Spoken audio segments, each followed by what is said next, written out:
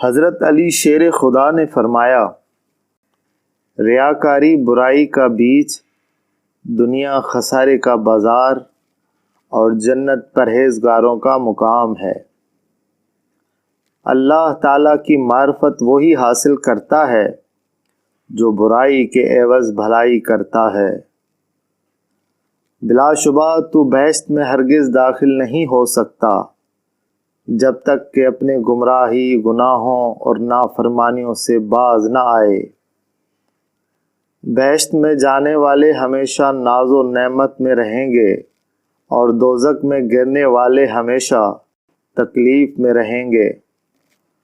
گناہوں کو چھوڑنا سخت اور دشوار ہے، مگر جنت کو چھوڑنا اس سے بھی سخت اور ناگوار ہے۔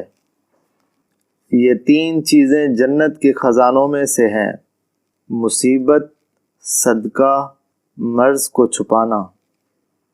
خبردار، میں نے جنت جیسی کوئی ایسی عمدہ جگہ نہیں دیکھی کہ اس کے طلبگار سو رہے ہیں۔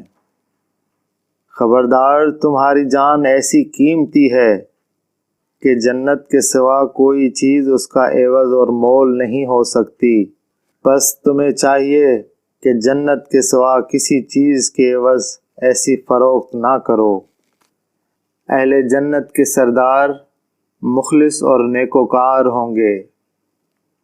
جنت کو وہی حاصل کرے گا جس نے اپنے نفس کو تکلیف میں ڈالا، اور علم وہی حاصل کرتا ہے جو عمر کا ایک کافی حصہ اس کی تحصیل میں صرف کرتا ہے۔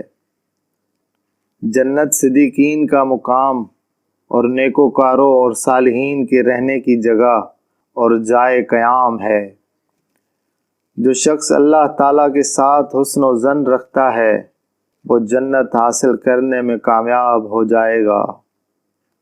جنت بہت بڑا ٹھکانہ اور دوزخ نہایت برا انعام ہے۔ بے شک اہل جنت وہ لوگ ہیں جو کامل ایمان، نرم مزاج ہیں، اور بلا شبہ پرہیزگار جو گناہوں سے بچنے والا، پاک دامن اور محسن ہیں۔